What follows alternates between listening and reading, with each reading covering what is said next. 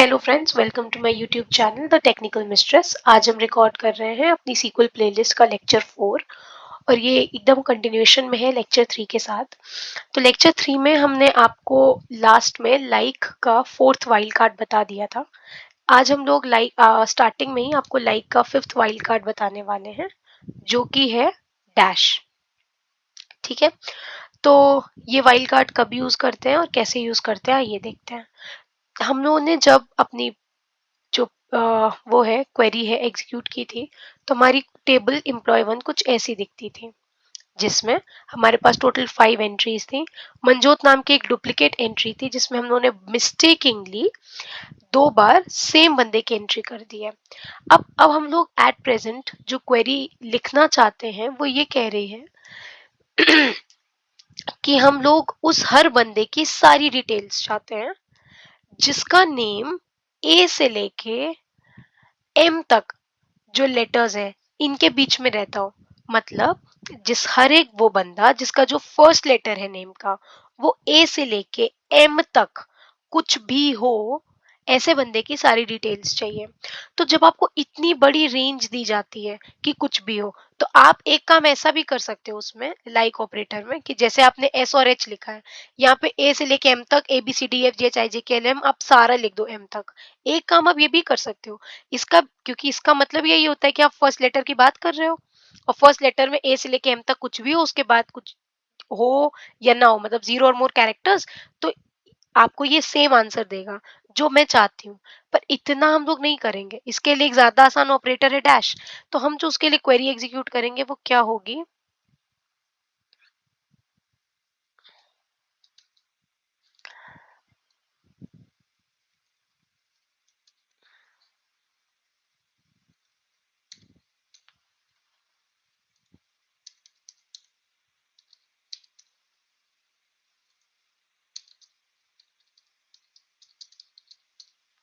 Okay. तो with first letter with anything from A to M. तो अब इसकी जो क्वेरी होगी वो होगी,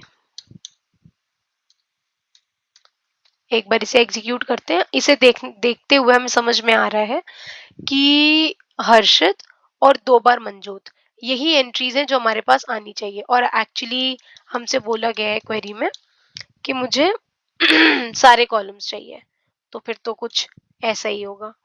ये ऐसी क्वेरी दिखेगी हमारी। एग्जीक्यूट करते हैं। परफेक्ट, हर्षित और 2 बार मंजूत, यही हमारा आंसर आया है। तो यहाँ पे ए टू एम, तो एक्चुअली जब हम डैश लिख देते हैं तो ये आपको एक रेंज ऑफ कैरेक्टर्स दे दिया इसने कंटिन्यूएशन में, कि ए से लेके एम तक, जिसमें ए और एम दोनों ही इंक्लूडेड थे। यहाँ पे देखिए एम जो है वो दिख रहा है। ठीक है, तो आपको ये वाला वाइल्ड कार्ड भी समझ आ गया होगा। ये लाइक का फिफ्थ वाइल्ड कार्ड था। अब आगे बढ़ते हैं और एक और ऑपरेटर देखते हैं जिसका नाम है इन ऑपरेटर। तो इन ऑपरेटर जो है वो क्या करता है, कभी कभी ऐसा होता है कि जो हमारे पास टेबल है, मतलब अब हम लोग फिर से अपनी पूरी एम्प्लॉय वन टेबल देख लेते हैं कि जो हमारे पास टेबल होती है, हम इस टेबल में से कुछ एक सेलेक्टेड चीजें होती हैं जो चाहते हैं। मतलब जैसे फर्स्ट नेम है तो हम सेलेक्टेड फर्स्ट नेम बता रहे हैं कि ये जो लोग, जितने लोग हैं जिनका ये नाम है, सपोजिंगली वो नेम वरुण है, तो जितने भी लोग हैं हमारे टेबल में जिनका नाम वरुण है उनका डेटा निकाल के लाओ। ऐसा कोई क्वेश्चन आता है, या हम 2-3 नाम दे देते हैं कि जिनका नाम वरुण है या मनजोत है, ऐसे सारे लोगों का डेटा लेके आओ। तो ऐसे जो क्वेश्चंस होते हैं उसमें हम लोग यूज करते हैं इन ऑपरेटर। ये हम लोग ऑब्वियसली जैसे हम अल्फाबेट बोल रहे हैं वैसे ही हम डिजिट्स के लिए भी ये सेम चीज बोल सकते हैं, कि जैसे मेरे पास हर एक एम्प्लॉय की एज है, तो मैं बोल रही हूँ ऐसा हर एम्प्लॉय ले आओ जिसकी एज या तो 27 हो, या तो 29 हो, या फिर 31 हो। तो ऐसे सारे एम्प्लॉयज ले आओ। तो ऐसा कोई क्वेश्चन आता है जिसमें आपको कुछ वैल्यूज दी गई होती हैं और आपको उससे मिलते हुए जितने भी रोज हैं वो लेके आने होते हैं, तो हम इन ऑपरेटर जो है वो यूज करते हैं। तो अभी मेरा जो एम्प्लॉय वन टेबल है वो ऐसा दिख रहा है। आइए वो अपनी क्वेरी एग्जीक्यूट करते हैं। तो यहाँ पे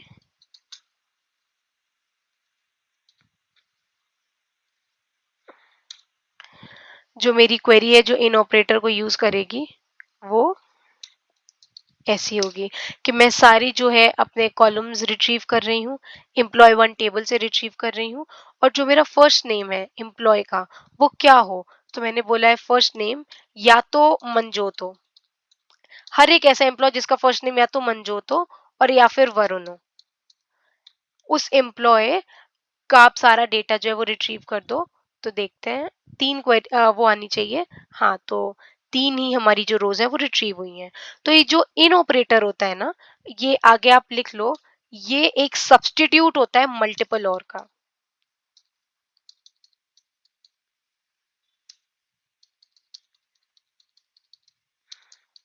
अभी आपको मेरी ये लाइन ज़्यादा समझ नहीं आ रही होगी, पर आने वाले 10-15 मिनट में आपको एग्ज़ैक्टली समझ आ जाएगा कि मैं क्या कह रही थी। क्योंकि मैं यही सेम क्वेश्चन को एक और तरीके से आपको करना सिखाऊँगी। अभी आप बस ये समझ लो, अपने नोट्स में मेंशन कर लो कि मल्टीपल और का सब्स्टिट्यूट होता है हमारा इन ऑपरेटर, ठीक है? अब आगे बढ़ते हैं। तो हम लोगों ने अपना लाइक का 5th वाला कवर कर लिया, इन ऑपरेटर कवर कर लिया है। अब हम लोग करने वाले हैं अपडेट कमांड। अपडेट एक ऐसी कमांड होती है जो हम लोगों की हेल्प करती है अपने रोज का जो डेटा है वो चेंज करने में, वो मॉडिफाई करने में। मतलब जो मेरी ये एम्प्लॉय 1 टेबल है उसमें हमें दिख रहा है। अब हम लोगों ने भाई एज तो एंटर की नहीं थी जब मैंने ये अपना बनाया था टेबल। तो मुझे श्रेया, हर्षित और वरुण, इन 3 लोगों की एज ही नहीं पता थी। क्योंकि एज नहीं पता थी तो मैंने एंटर नहीं की थी। पर अब मेरे पास इन तीनों लोगों की एज आ चुकी है। अब मैं इस टेबल में इन रोज की जो एज है वो चेंज करना चाहती हूँ, वो नल नहीं रखना चाहती हूँ, एग्जैक्ट उनकी एज देना चाहती हूँ। तो जब ऐसा केस अराइज होगा कि आपको अपनी रोज का जो डेटा है वो मॉडिफाई करना होगा, तो हम यूज क्या करेंगे, हम यूज करेंगे अपडेट कमांड। ठीक है? तो चलो कैसे कैसे अपडेट करेंगे। तो हम यूज करेंगे अपडेट। अपडेट के आगे आपको हमेशा लिखना होता है आपके टेबल का नाम। तो आपके टेबल का नाम है एम्प्लॉय 1, ठीक है? तो आपने लिखा अपडेट एम्प्लॉय 1। अपडेट आपको क्या करना है? तो अपडेट क्या करना है, उसके पहले आपको सेट यूज करना पड़ेगा। सेट आपको क्या सेट करना है? एज कॉलम सेट करना है। और एज सपोजिंगली हम श्रेया की एज लिख रहे हैं, तो श्रेया की जो एक्चुअल एज है वो आपको मेंशन करनी है। तो श्रेया की एज जैसे 25 है। और मुझे अब श्रेया की प्रोफाइल भी पता चल गई है, तो जो भी प्रोफाइल है वो भी मेंशन कर दो। श्रेया की जो प्रोफाइल है वो अब मुझे पता चल गई है। श्रेया की प्रोफाइल है क्लाउड इंजीनियर। तो मैंने यहाँ पे श्रेया की प्रोफाइल भी लिख दी है। और श्रेया का फोन नंबर जो है मुझे अब वो भी पता चल गया है। मतलब आपको जितनी डिटेल्स डालनी है आप वो डाल दो, जितनी डिटेल्स में भी चेंजेस करने हैं। अगर आपको श्रेया का लास्ट नेम चेंज करना है तो आप वो भी कर सकते हो, मतलब जितनी डिटेल्स है। तो अब मुझे श्रेया का फोन नंबर भी पता चल गया है। और श्रेया का जो फोन नंबर है वो वही ऐसा है, ऐसा कुछ है। हाँ, ठीक है। तो ये श्रेया का फोन नंबर है। अब हम श्रेया को एक्चुअली सर्च कैसे करेंगे? मतलब मैंने अभी तक एम्प्लॉय लिख दिया है, मैं एम्प्लॉय टेबल पे पहुंच गई, मैंने बोला चेंजेस जो है वो कॉलम बता दी और एक्चुअल वैल्यू बता दी। अगर मैं यहाँ पे वेयर कंडीशन नहीं लिखूंगी, ये नहीं बताऊंगी कि एक्चुअली ये चेंजेस होने किस रो में है, तो आपको पता है क्वेरी क्या करेगी? ये क्वेरी हर एक रो में ये चेंजेस कर देगी। इसलिए ऐसी हर कंडीशन में जहाँ चेंजेस हो रहे हैं, प्लीज मेक श्योर कि आप वेयर कंडीशन बहुत ही करेक्ट लिख रहे हो, ताकि एग्जैक्टली वहीं पे चेंजेस हो जहां आप करना चाह रहे हो। तो क्योंकि मैंने ये जो कंडीशन है ये श्रेया के लिए लिखी है, तो मैं लिखूंगी कि where first name is equals to Shreya. ठीक है? तो अब मैंने लिख दिया जहां पे फर्स्ट नेम श्रेया है, तो वो क्या करेगा, वो एम्प्लॉय 1 टेबल पे जाएगा। वो कहेगा जहां पे फर्स्ट नेम जो है वो श्रेया है वहां पे चेंजेस कर दो। तो यहाँ पे आपका स्टेप 1 क्या होगा आपके हिसाब से? यहाँ पे जो आपका स्टेप 1 है वो है एम्प्लॉय टेबल में जाना। अपडेट नहीं कर रहा है पर एम्प्लॉय टेबल में जाना, ये स्टेप 1 है। स्टेप 2 क्या है? स्टेप 2 है अपनी उस रो में पहुंचना जिस रो में आपको चेंजेस करने हैं। तो ये है आपका स्टेप 2, एक अपनी एग्जैक्ट उस रो में पहुंचना जिसमें चेंजेस होने हैं। और फिर जब आप उस रो में पहुंच गए हो तो आपका स्टेप 3 क्या है? स्टेप 3 है एक्चुअल चेंजेस परफॉर्म करना। और आपके चेंजेस क्या है? चेंजेस हैं कि श्रेया में आप एज 25 कर दो, प्रोफाइल क्लाउड इंजीनियर कर दो, और फोन नंबर ये है सेव कर दो। अब इसको जरा आप एक बार एग्जीक्यूट करो। इनवैलिड, अच्छा मैंने कॉलम नेम जो है वो गलत लिख दिया है, प्रोफाइल 1 था, मुझे याद है मैंने उसे प्रोफाइल 1 कर दिया था। अब इसे एग्जीक्यूट करती हूँ तो एग्जीक्यूट हो जाएगा। अरे प्रोफाइल 1 भी एरर आ रहा है, 1 मिनट। प्रोफाइल्स किया था, I am sorry, profiles, right, perfect. तो एक रो इफेक्ट हो गई है, मतलब मेरी कमांड सक्सेसफुली एग्जीक्यूट हो गई है। मैंने देखा तो यहाँ पे श्रेया का जो चेंज है वो परफॉर्म हो चुका है। ऐसे ही अब मैं हर्षित और वरुण की भी सारी डिटेल्स जो है वो चेंज कर देती हूँ, ये सब नल से हटा देती हूँ, ताकि हम लोग को और अच्छा डेटा, रिच डेटा मिल जाए और उसमें हम और अच्छे कमांड्स आगे चल के एग्जीक्यूट कर पाए। तो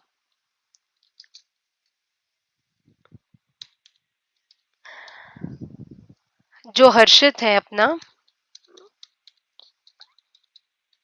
हर्षित, ये इनकी एज मुझे मेंशन करनी है 29, और इनकी जो प्रोफाइल है वो है डेवलपर, ठीक है, और इनका फोन नंबर ये है, ठीक है। तो मैं इसे भी एग्जीक्यूट कर देती हूँ, ये भी एग्जीक्यूट हो गया। और ऐसे ही जो लास्ट अपना बचता है, श्रेया अपडेट हो गई। वरुण, वरुण जो है उसकी एज है 30, प्रोफाइल है सिस्टम इंजीनियर,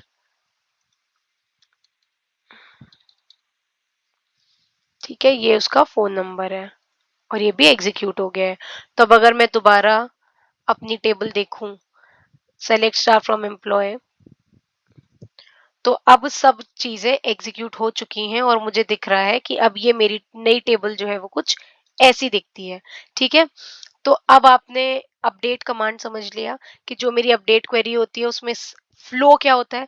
फ्लो होता है कि पहले मैं टेबल पे जाती हूँ, मैं टेबल पे जाने के बाद वो रो लोकेट करती हूँ जहाँ चेंजेस होने हैं। तो ऑब्वियसली जब कंडीशन लगी है, कंडीशन से ही रो का सिलेक्शन हो रहा है, रो लोकेट हो रही है, तो हम कंडीशन पे जाते हैं जो कि वेयर क्लॉज के अंदर दी गई है। जैसे यहाँ पे मैंने first name is equal to Harshit दिया है, तो ये मेरी एक कंडीशन हो जाती है। तो हर्षित नाम के जितने भी लोग हैं वो सब सेलेक्ट हो जाएंगे। उसके बाद मैंने क्या किया, मैंने set age is equal to 29 और ये सब कर दिया, मतलब जितने भी कॉलम्स में चेंजेस होने हैं। तो हम लोगों ने क्या किया, कॉलम नेम और अब जो उसकी अपडेटेड वैल्यू है वो मेंशन किया, कॉमा, कॉलम नेम और अपडेटेड वैल्यू जो है वो मेंशन की है। तो ये मेरा थर्ड स्टेप है, और ऐसे मेरे जो चेंजेस हैं जो रो में होने हैं वो हो जाएंगे, ठीक है। अब इस कमांड के बाद जो अगली कमांड मुझे आपको बतानी है वो है हमारी डिलीट कमांड। तो डिलीट कमांड किस लिए यूज होती है? जो हमारी डिलीट कमांड है वो यूज होती है कोई भी रो है ना उसको डिलीट करने के लिए।